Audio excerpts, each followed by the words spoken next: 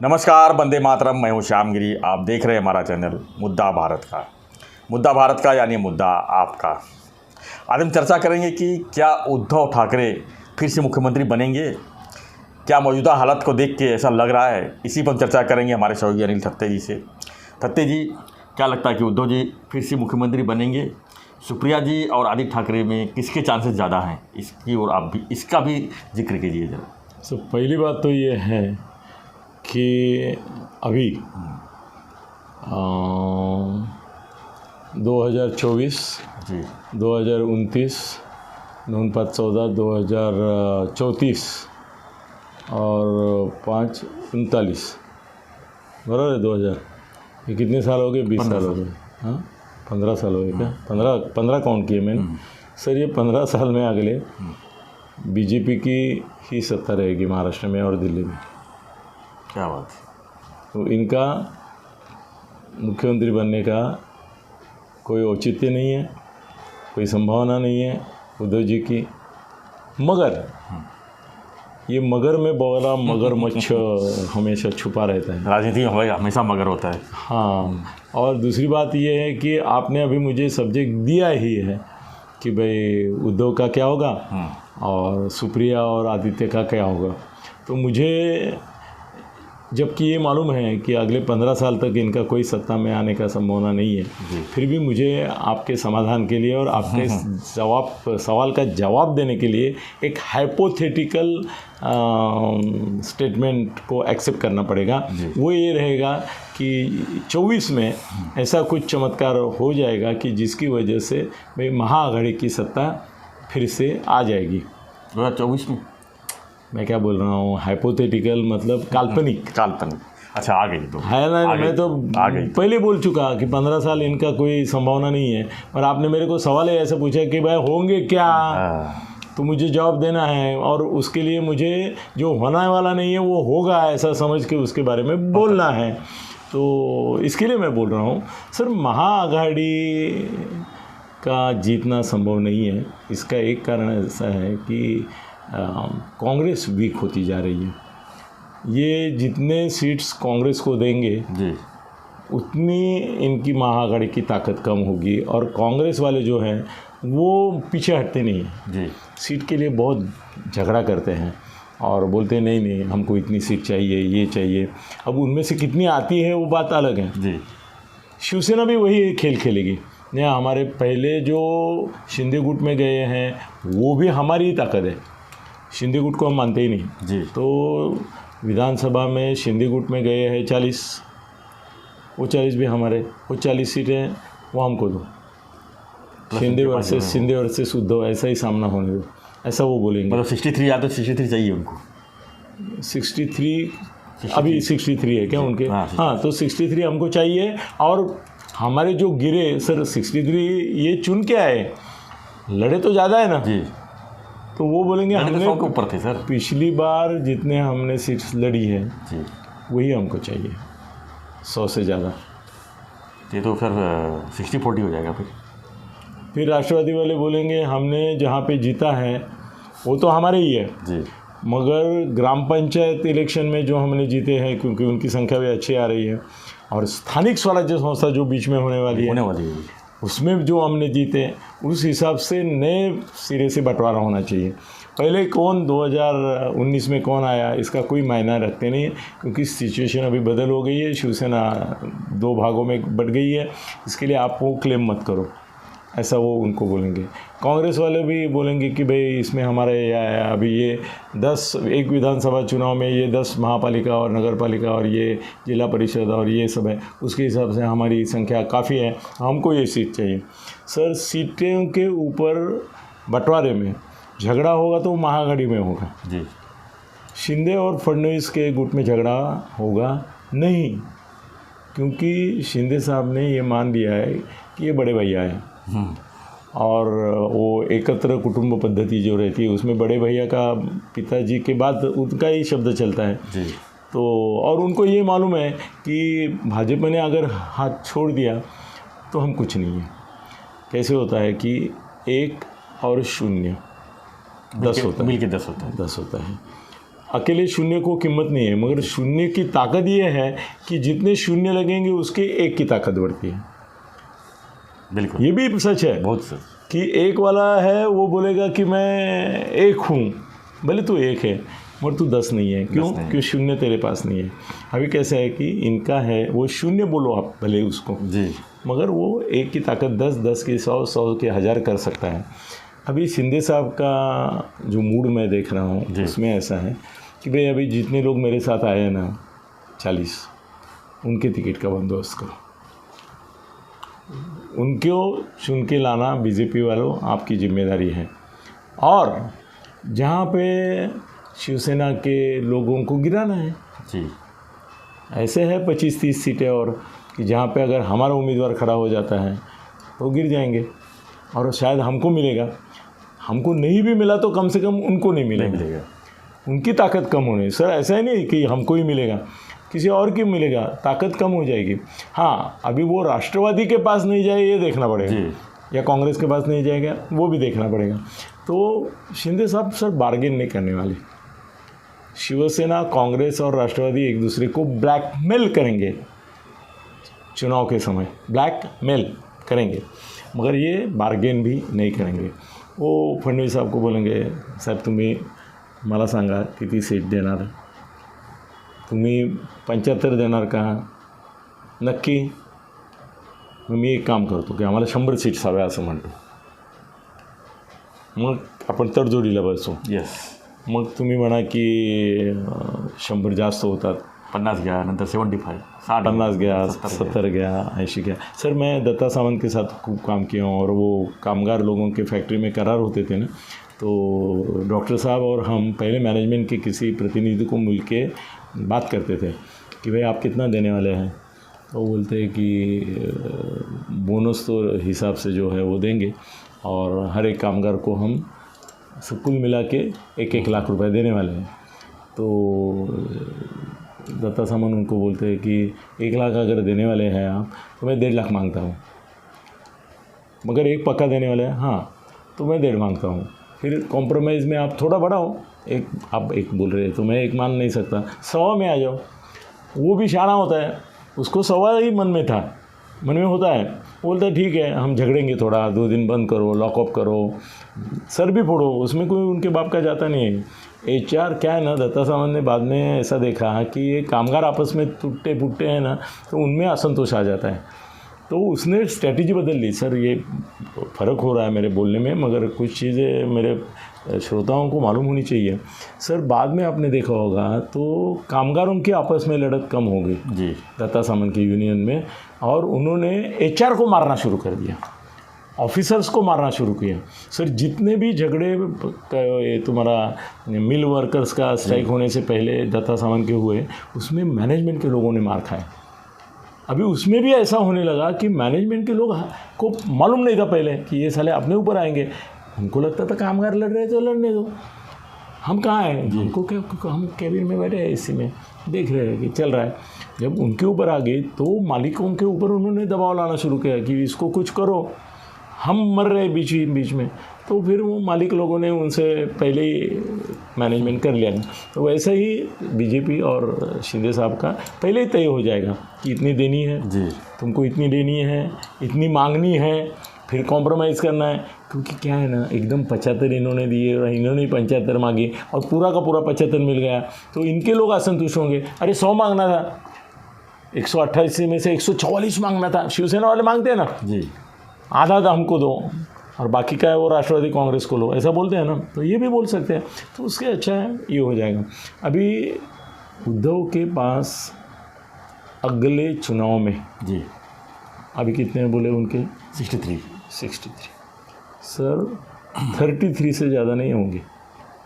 मैं बहुत ज़्यादा दिया असल में 33 इसलिए बोला कि आधी हो जाएगी इनकी वैल्यू। तो 33 होने पर राष्ट्रवादी के अगर ज़्यादा है, कांग्रेस की भी इनसे ज़्यादा रहेगी, तो मुख्यमंत्री को मानेंगे, मुख्यमंत्री सुप्रिया सुळे बनेगी। आदित्य और सुप्रिया का भी नाम लिया है ना आपने, तो आदित्य को मंत्रिमंडल मिलेंगे, उद्धव का कोई सवाल ही नहीं रहेगा। वो घर में आज भी बैठा है, कल भी बैठा रहेगा, उसका कोई नहीं, उसका बापा घर में उधर विराजमान रहेगा। जी। तो उनके बारे में होने की कोई संभावना नहीं। अब सुप्रिया और आदित्य के बारे में अभी हाइपोथेटिकल है जी। मेरा तो दावा है, मेरी खातरी है कि शिंदे और बीजेपी गुट 145 का जो क्रॉस लिमिट है उसके बदले 165 170 तक जाएगी। मतलब जो आज स्थिति में है उतना आएगी। हाँ, उतना आ जाएंगे वो, और कम नहीं होगा, ज़्यादा कम नहीं होंगे। तो उस चीज़ में फिर उसके बारे में भी बोलना मज़ा आएगा ना सर।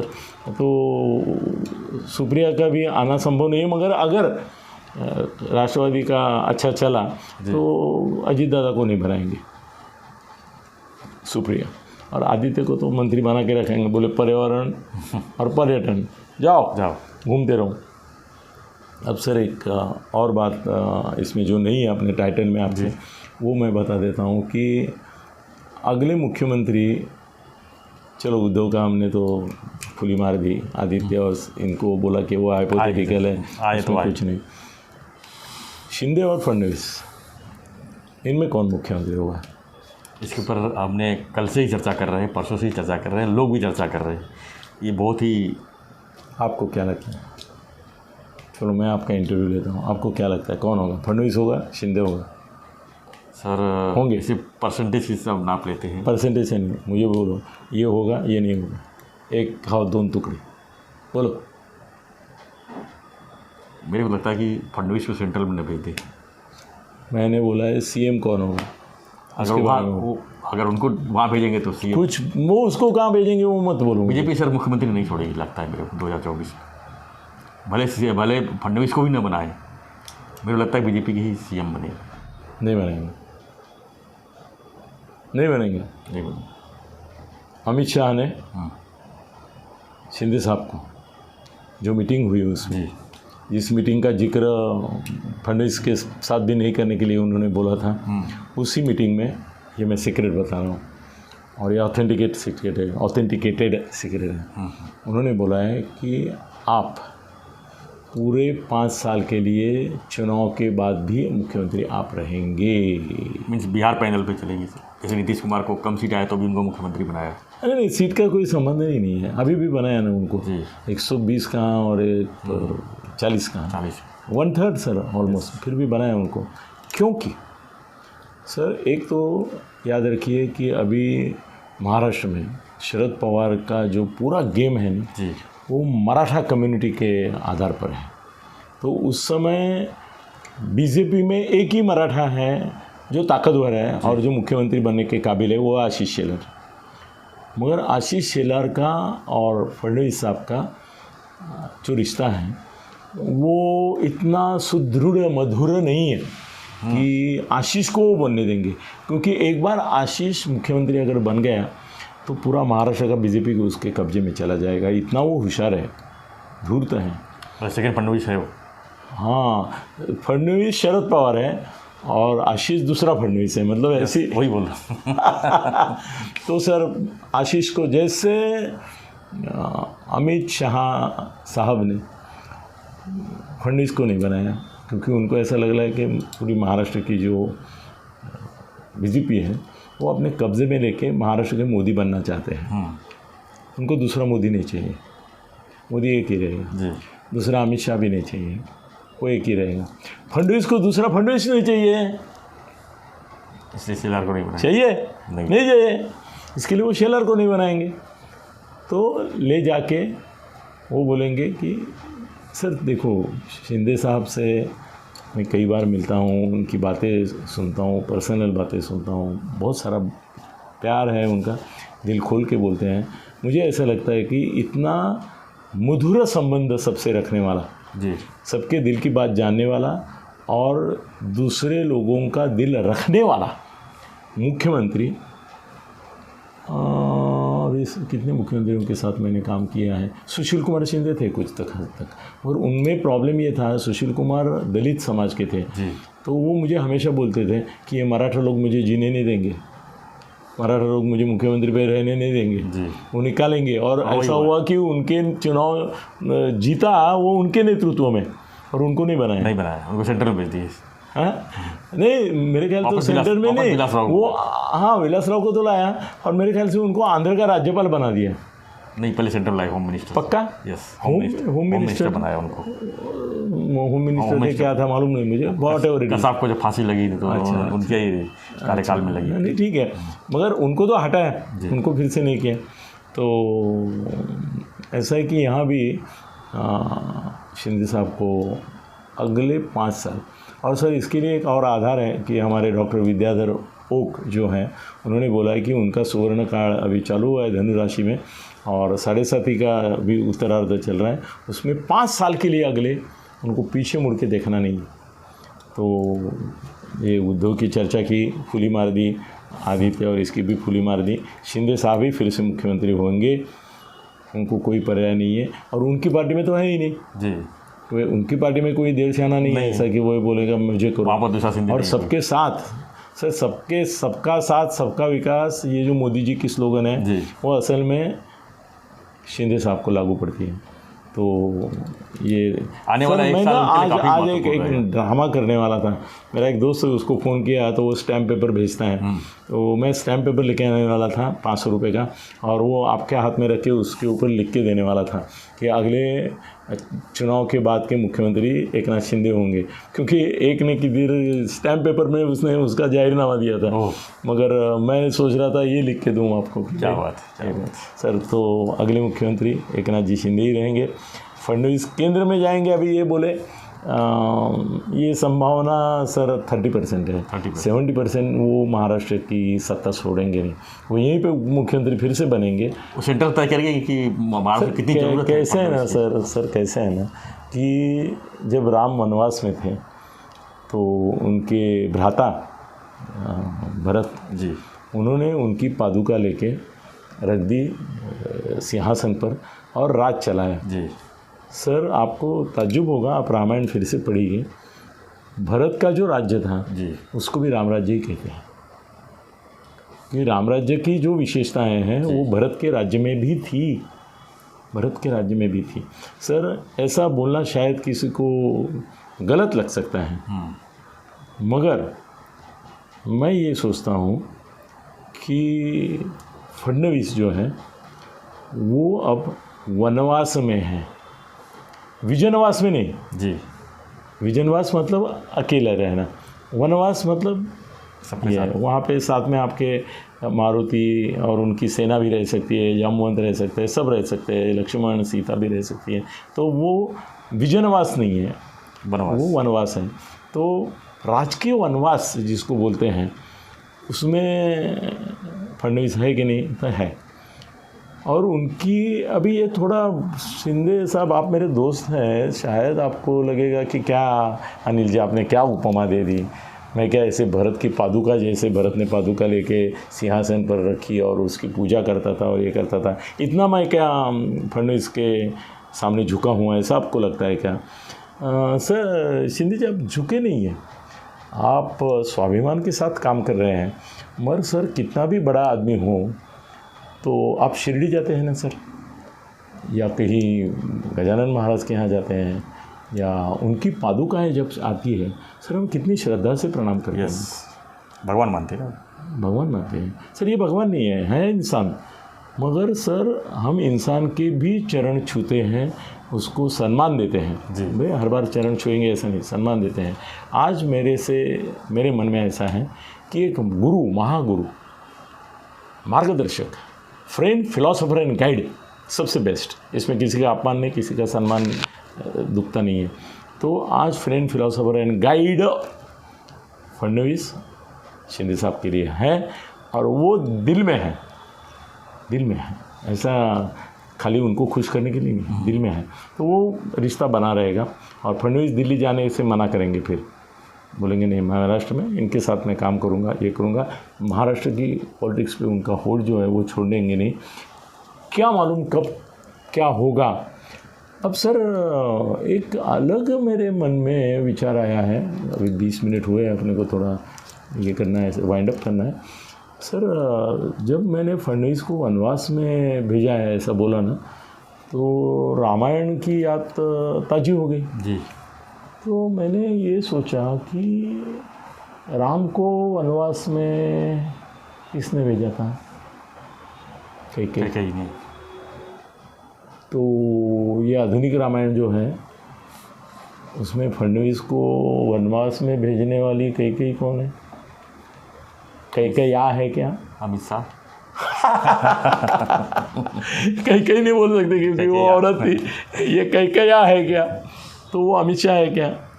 लगता है सर जी। फिर दशरथ की भूमिका में क्या मोदी है क्या? है ऐसा मैं बोलूँगा, क्योंकि दशरथ की कुछ चली नहीं थी।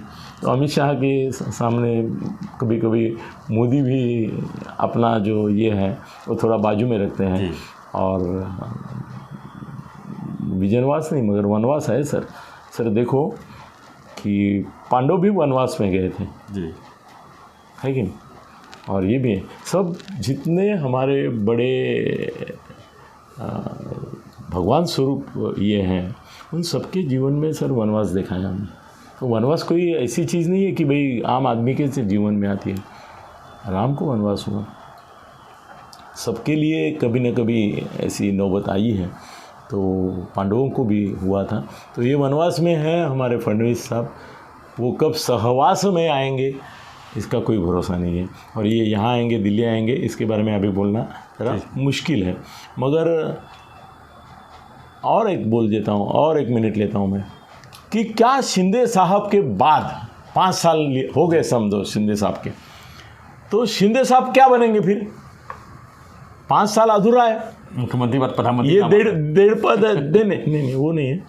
1.5 साल ये है, हाँ, और 2.5 साल वो है, 4 साल उनके हो जाएंगे। तो बीजेपी बोलेगी अभी हम आपको और ये करना चाहते हैं। सर ये लिख लो, 5 साल पूरे करने के बाद शिंदे साहब सेंट्रल में कैबिनेट मिनिस्टर होंगे, और वो भी बीजेपी के। तो दिल्ली इनका जाना है सर, जाएंगे वो।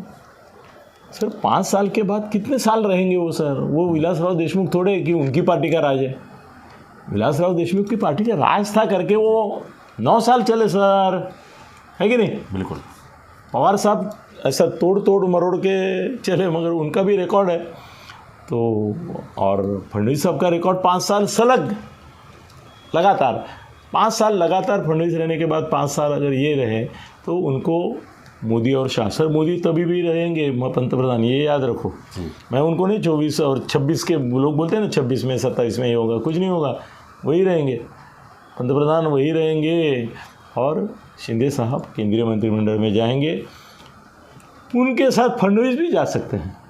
दोनों का एकदम उन्नयन हो जाएगा, दोनों साथ में जाएंगे। और महाराष्ट्र में अगर बीजेपी का मुख्यमंत्री बना तो एक आशीष शेलार हो सकता है, मतलब मराठा करके, या तो सर और एक अभी उसका नाम मैं नहीं लूँगा क्योंकि उसके ऊपर हम वीडियो कर रहे हैं जल्दी ही।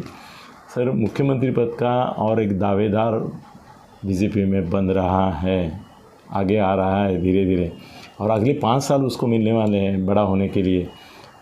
सर वो भी क्लेम कर सकता है, और आशीष शेलार फिर मंत्री बन के रह जाएगा। और मुख्यमंत्री ना आपने सोचा ना किसी और ने सोचा, ऐसा आदमी मुख्यमंत्री बन जाएगा। नाम एक्सपोज कर दीजिए। नहीं सर, मजा मैं देखना, लोग अगला वीडियो देखें ना कभी कि भाई अनिल दत्ते ने कौन सा ऐसा रत्न ढूंढ के लिया कि जो शिंदे और फडणवीस दिल्ली जाने के बाद महाराष्ट्र का मुख्यमंत्री होने वाला है। सर सब चीज़ें अभी एक साथ नहीं खोलनी है, सब राज थोड़े राज को राज रहने दो, हाँ, राज को राज रहने दो। चलो धन्यवाद, बाय, धन्यवाद सत्य जी। तो हम चर्चा कर रहे थे कि उद्धव ठाकरे फिर से क्या मुख्यमंत्री सर, हम वो विषय छोड़ के सब कुछ बोले, उस विषय को 1 मिनट दिया और बाकी 24 मिनट से 23 मिनट दूसरी बातें, मगर लोगों को मज़ा आया होगा, लोगों को आनंद हुआ होगा, लोगों को बहुत सारी जानकारी हमने दी। चलो थैंक यू सत्य जी, जो जानकारी दी आपको उस पर क्या कहना है, आप क्या सोचते हैं इसके ऊपर आप कमेंट बॉक्स पर लिखिए, और हमारे साथ बने रहिए अगले वीडियो के लिए। धन्यवाद। जय हिंद, जय महाराष्ट्र।